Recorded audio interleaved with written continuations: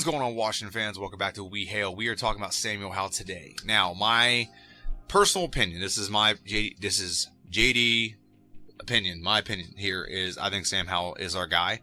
I think he's our franchise quarterback. I think we were lucky that he fell to the 5th round, where he should have been like a late 1, early 2nd round prospect. But I think he has a lot of the things that can make him a successful quarterback in the league. He throws guys open. He has precision passing. He has a good arm. I think the things around him were not great this year, and that's what I want to go over. So let's just start with his stats. He had 17 games played, and there's an asterisk next to that, in my personal opinion, because he played 17 games. He actually is the only quarterback since Kirk Cousins to start all 17 games, or the whole season, best way to put it. Since Kirk Cousins, and I think it was 2017 was the year it was. But there's a caveat there because he was benched in some games. So, like, when you look at some of his stats, they would have been over a certain threshold if he would have been benched in those games. Now, whether he was benched, I think Rivera mishandling him, and he actually admits that. I'm going to show an article where he admits he mishandled Sam Howell. He had 388 completions, 612 passing attempts. I know for a while he led the league in attempts and completions. He didn't lead the league in percentage. Don't get me there. But in the fact that he was benched in like three different games, I think is what it was, kind of showcases how, like, he still had that many attempts. And what that showcases also is that this was one downside to Eric Bieniemy that a lot of us overlooked, and I mentioned it on my videos last year. But I thought maybe with Ron's conversations with him, he would be more willing to do more runs. But one problem with Eric Bieniemy, and this is also a problem with is this the problem with Eric Bieniemy, and I think it's coming from the Andy Reid coaching tree, is running backs don't do well under Eric Bieniemy. And what I mean by that, there's not a lot of 1,000-yard rushers out of an Eric Bieniemy / Andy Reid system. Every year that Eric Bieniemy was the offensive coordinator in Kansas City, there wasn't a 1,000-yard rusher. Now, you could chalk that up to a lot of different things. You have Mahomes, you want to throw the ball, whatever. But in essence, there was no balance to this offense, in my opinion. When we had some balance, we had occasional drives where we had balance. The offense flowed and ran extremely, extremely well. Okay, so that's my opinion, and I believe that is an accurate. I think it's not an opinion; it's a fact. If you watch games when we had good balance, the offense ran a lot smoother. Sam Howell was more comfortable. The best thing you can do for a rookie or young quarterback is give him a balanced offense, so that he has. He doesn't always have to be standing in the pocket ready to get hit. And the sack total this year and a handful of other things showcase all these things. But there was no balance on offense. It wasn't a run-pass balance, okay, in my opinion. Okay, you can argue that opinion if you want, but I don't think there was a run-pass balance. I think it was like a 4-to-1 ratio of pass to run, okay. Also, there was a very bad offensive line play, so that had to contribute to other things. So let's go ahead and go over his completion percentage. His completion percentage was 63.4. And my thing about the completion percentage is the completion percentage to me is it's really messed up because there was a lot of drops this year. We had tight ends dropping passes. We even had Terry having a lot of drops. There's one game where we needed to convert. It's like we're going for like a game-winning drive or game-tying drive or something like that. I think it might have been against the Eagles the second time we played them. And in back-to-back plays, Terry McLaurin drops first down conversions, a third down and then a fourth down in the game. Okay, so that's just one play that just sticks out in my mind. He had a couple others too. There's receivers, tight ends. A lot of people were dropping passes. Okay, and so that definitely affects Sam Howell's completion percentage for sure. If you don't believe that, I mean, you can go watch the game film for yourself. In fact, I might actually do a game film session where I can showcase a lot of these things. But I think what was around him affected his completion percentage, just like it affected his completions in general. And so we go to the yards, and this is what I mean by there's an asterisk next to some of the stats. I'm taking a drink of my energy. Okay. If you look at his yards, 3,946 passing yards. This would have been well over 4,000 if A, passes were caught, B, he wasn't benched in the middle of 3 games, okay, He plays one of those games all the way through the end. I guarantee he's getting another 60 yards, and he's getting over 4,000 passing yards. Okay? Now, maybe that doesn't matter, but people are going to look at that. People look at the fact that he was drafted in the 5th round, and they want to grade him like he was a first rounder that we got to give up on after one season. But then in the same breath, you also want to look at him like a 5th rounder. He's just a 5th rounder. Okay? Some guys fall the 5th round. Brock Purdy's Mr. Irrelevant, and he's playing like he was a first rounder. Okay? Maybe that's a bad example, but Tom Brady was another example, someone late in the rounds that played well. Okay? And we're judging him like he's a first-round pick that's just busting or something. Okay? He had a horrible situation around him. I haven't even talked about the offensive line yet. I haven't really dove into the offensive play calling yet. And I haven't also responded to the fact that there's no complimentary football in Washington, and I'll get to that here in a minute. So his yards took a hit because of factors, drop passes, getting pulled from some games. So his yards took a hit. Should have had over 4,000 passing yards this year easily. His average would have been higher if people caught balls. Okay. Now touchdowns. I think his touchdowns would have been higher too if some passes weren't dropped. And also if he wasn't pulled from some games. So you're looking at a quarterback that I think potentially could have 25 touchdowns this year. And then you look at interceptions. Now I'm going to get a stat, and I don't remember the website I saw this, but it said like true interception rate, where it takes your interceptions and figure out how many of them are your fault. Like, did you throw a bad pass? Okay. And also, it's other factors. Did the receiver bobble it and it ended up in the defender's hands? Did it tip it and end up in the defender's hands? So with all of Sam Howell's interceptions, half of them were not his fault. Okay, maybe you can name the tipped ones, but he claims the tipped ones were not his fault. So that's tip passes that bobbled up in the air and someone caught it. There's some that weren't his fault when it came to receivers bobbling it. So it's about 10. So let's just say 11 interceptions, and some of them were tips. So you can blame him for the tips if you want. I don't, per se, because of the next problem I'm going to go over here in a second. But you can say that if you want to. But I think 21 interceptions. Peyton Manning had a lot of interceptions his first year he started, and no one wrote him off. I don't understand why we're so fast to move on. I think it's because we have a high draft pick, but in my opinion, I don't think Washington's going to go with a quarterback. I don't. I think they're going to build the team. I think you have a smart guy in Adam Peters that is going to build the team and then put a quarterback in. Okay? Adam Peters didn't, go get a quarterback like Trey Lance. I mean, I know Trey Lance is the bust, but just hear me out. He didn't go draft a quarterback Trey Lance and then try to build an offensive line to protect him. The offensive line was there. Trey Lance is just horrible. Okay, and I said it a long time ago. It's a bust. It's like I think Keller Williams is going to be a bust, and that can be a different video for a different time if everyone wants to see that. Okay, but now let's get to the next part where I talk about sacks. Sam Howell was sacked 65 times. Okay, I don't think that's the NFL record, but it's a lot. Okay, that's a lot of sacks, and 65 times. That means what's that average per game? That's like what? It's a little more than 4 per game, right? I'm doing the calculation right now. 65 divided by 17. And like I said, he didn't even play full games. It's about 4 games, 3.8. Okay? And he had some games where he didn't play all the way to the end. So this could have been up to 70 for all we know.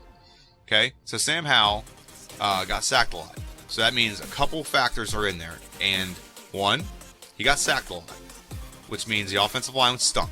The offensive line was bad. Probably why we had to run a lot of pass plays is because they couldn't run block either. Okay? 2, offensive play calling. If you're calling that many passes that you're going to get sacked that many times with a bad offensive line, he's going to get sacked. There's time, and I don't want to hear people say he holds the ball too long. When I'm watching other football teams play, when I'm watching us against the Chicago Bears, or I'm watching us against any other team, and a quarterback's sitting back there, and they have 7 to 8 seconds to throw the fucking football. Pardon my French. Throw the damn football. Pardon my French. You have 7 to 8 seconds to throw the damn football, and Sam Howell's getting a 3-step drop, and he's getting hit on the 3rd step. There's a complete difference of psyche that goes into this, okay? Because you're getting hit so much, you're looking for the hit, not looking downfield for everything you need to do. Now, a lot of people say, well, that's just because he's not a good quarterback. No. Any quarterback's going to be in that situation. Any quarterback is not going to thrive in a situation where you're getting hit, sacked 65 times. He probably got hit way more than this. And I don't have the stat right here in front of me. I can look and see if I can find it, but I'm not going to do it while I'm doing a video. But he probably got hit or rushed a lot more than 65 times for sure. Okay? And you got to factor in that pocket collapses quick on this quarterback specifically, and that's going to lead to the interceptions because you're going to get tipped balls. You're going to get unclear passing lanes. so on and so forth. There's a lot of things and he actually ran for a decent amount of times, a decent amount of yards to avoid getting sacked a bunch. I think he should have ran a little bit more, honestly, personally, and they should have set him up to run more, like more RPOs or something, because he can run. He's not like, he's not Lamar Jackson, but he is a decent enough runner that you can use him in a way that he can run the ball. So what have I gone over? Play calling, I think, was very unbalanced. I don't think it was very good at times either. Eric Bieniemy is very creative in plays, but again, we got another offensive coordinator that does not understand how to carry momentum and how to build off of plays. So that's why I think if we hire Ben Johnson is going to fix Sam Howell in one offseason. I guarantee. Or Bobby Slowick, I think that could also be a thing too, because Ben Johnson has a top 5 run offense and pass offense. Okay, we were nowhere near close to a top 5 run offense, and a pass offense for a while was actually the highest yardage wise in the league. And at one point, Sam, I think, led in touchdowns. So it's definitely possible. Okay, now here's what I mean by complementary football. I mentioned that phrase earlier. Washington did not have good complementary football. Our defense couldn't stop anyone from scoring. Okay, the first 4 games or 5 games or something, we were average giving up over 30 points a game. Okay, now you can give Eric Bieniemy a little bit of a pass on this if you want to, but you're not going to have success. You're not going to be able to run a balanced offense if you're always playing from behind. That might be partially the problem with Eric Bieniemy. And if your offensive line is built more to run than it is to pass, and you can't run balance because you're behind all the time, obviously you're going to throw the ball more, obviously you're going to have more sacks, and obviously you're going to have an unbalanced offense. Okay? So our defense being very bad really worked against what the plan was this year. The plan was this year, if our defense plays as good as it did last year, we're going to have all we need is our offense just to be balanced and not screw up, and we can win games. Because the year before, we won 7 games doing that same exact strategy, or 7 or 8 games doing that same exact strategy, having that same exact mentality. Okay, was just don't have anyone screw up. If we have a quarterback, and just be a top 20 quarterback, which Sam Howell, I'd say he's up in the top 20s. I think he's top 20 quarterback. He was 15th in touchdowns. He was 12th in yards, and like I said, he got taken out of some games. So he did have a lot of interceptions, and I'm not going to deny that, but I think there's reasons for those interceptions. I think that can be corrected. Is there things about Sam you look at and say, can you be corrected? Can he throw guys open? Yes. Can he make deep throws downfield? Yes. There's a lot of things about his game you can look at and say, are those things fixable? Yes. And we've seen enough of him to know he can play at a high level and things can be fixable. Why talent around him isn't used properly, I don't know. I don't know why Brian Robinson wasn't fed the ball a lot more. You had games where, I think against Dallas, he only ran the ball 10 times. Why? Why is that a thing? I don't know why that's a thing. I don't know why it's perpetrated as that's a feasible way to run a football team. But so I've gave 3 things.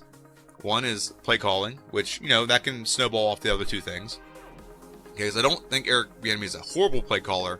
He just really likes to pass the ball. As an ex-running back, you'd think he'd want to run the ball more. Okay? So that's the first thing. Bad play calling. Second thing is a very bad offensive line. Okay? And you can also, I could throw a 4th thing in there, play around him wasn't great. Running backs were okay, but there's times we had drives and then running backs just fumble where we have momentum and we're leading teams, and then all of a sudden the other team's back in it and we make a game more competitive than it has to be. But receivers and tight ends dropping passes was a big one for me. Very frustrating to watch that. And then the last thing is no complimentary football. Defense did not give Sam Howell any favors. We didn't have a lot of takeaways to put him in good positions to score. That was not a thing with our defense. And he always put him in behind the stick, behind the other team. So the play calling couldn't be balanced to give him the chance to be as successful as possible.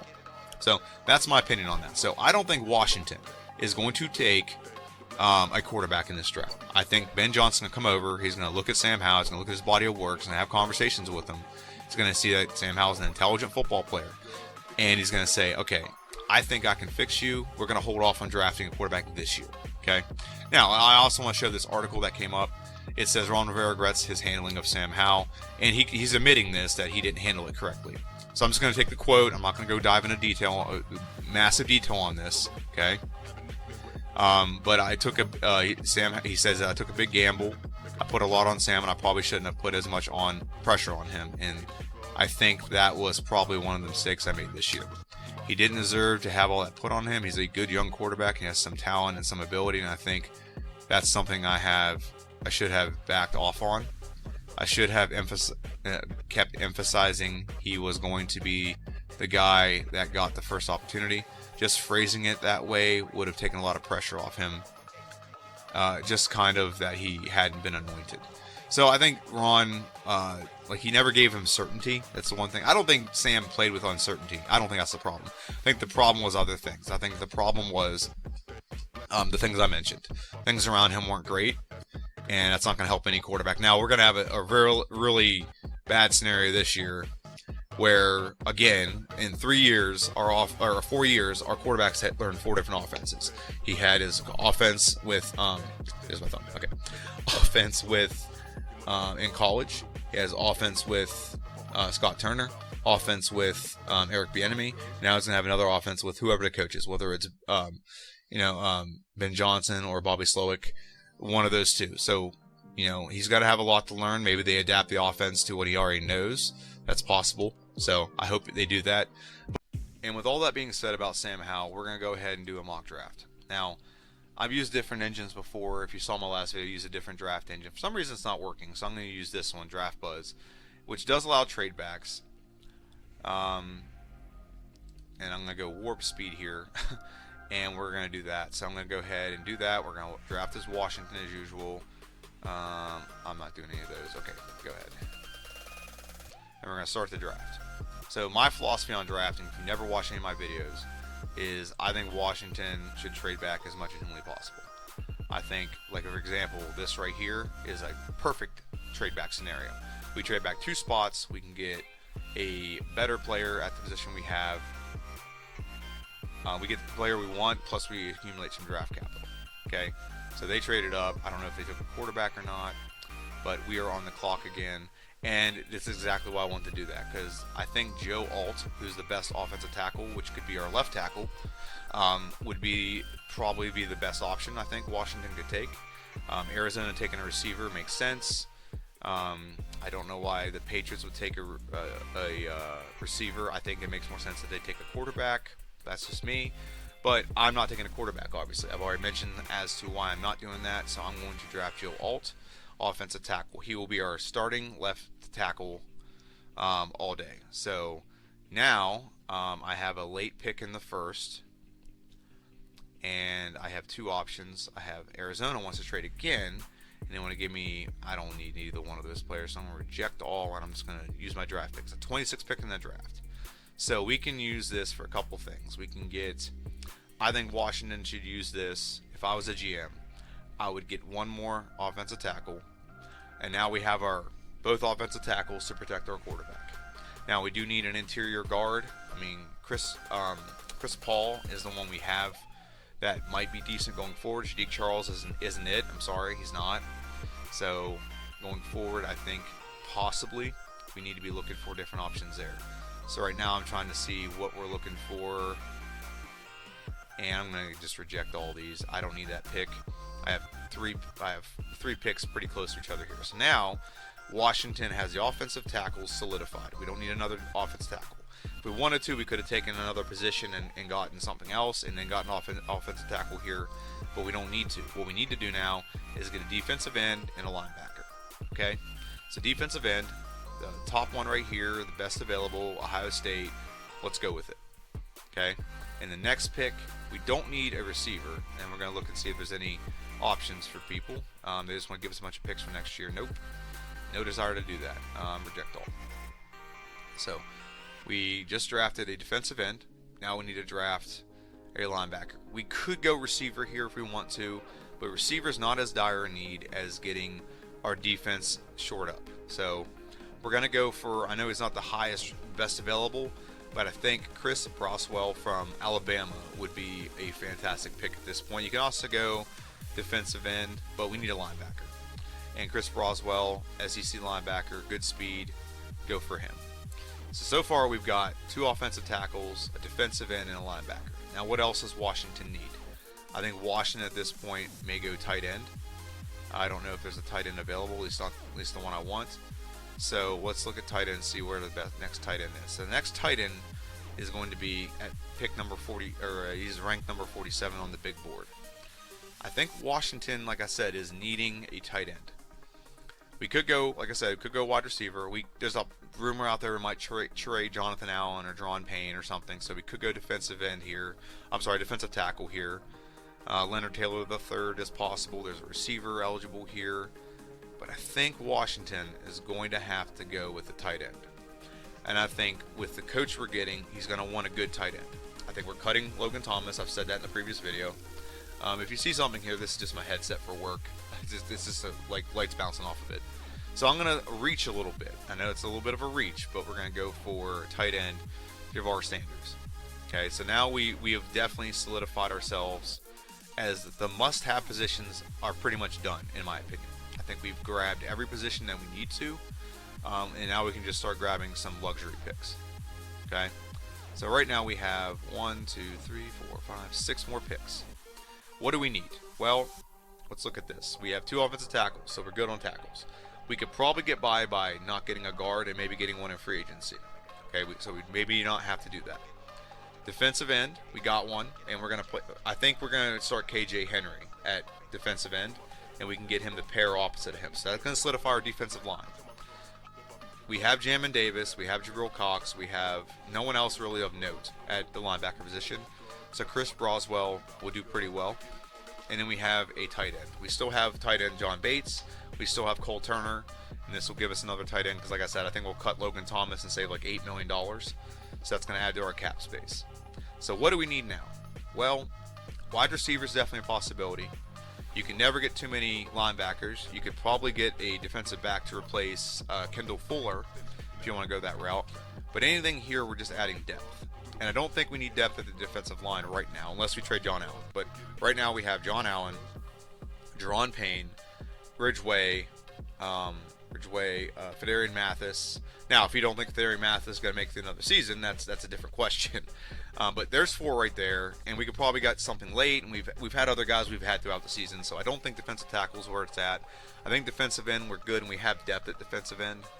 Cornerback could be a pretty good one. I've seen this one come across a lot in a lot of my mock drafts where Josh Newton, but we can also go with a linebacker and Jeremiah Trotter Jr.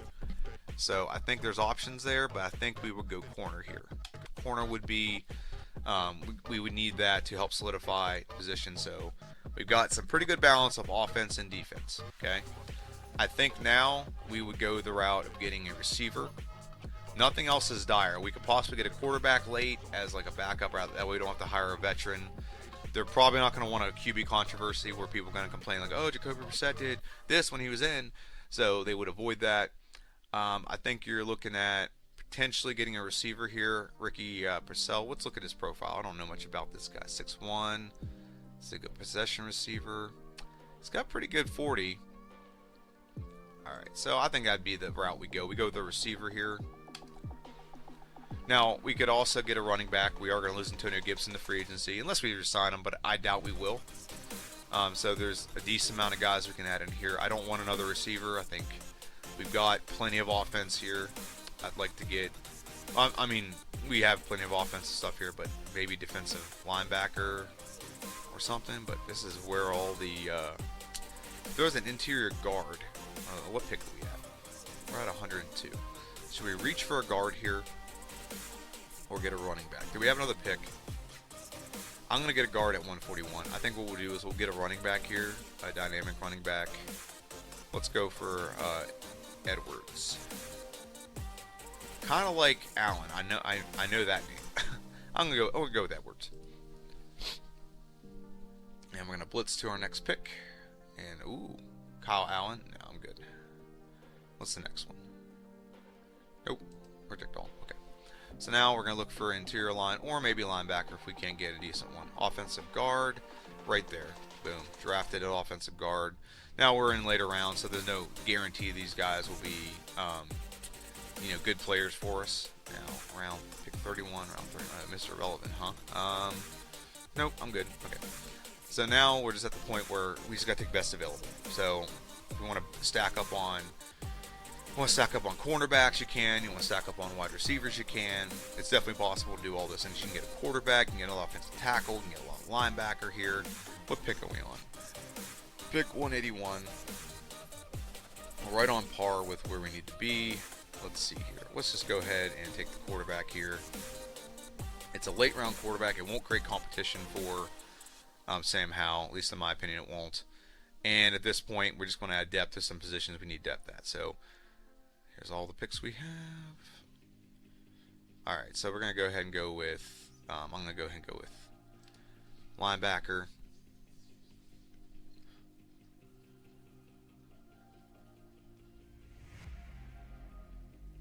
Okay, so it's not just going to show me the picks by itself. So let's just go ahead and go over these picks right here.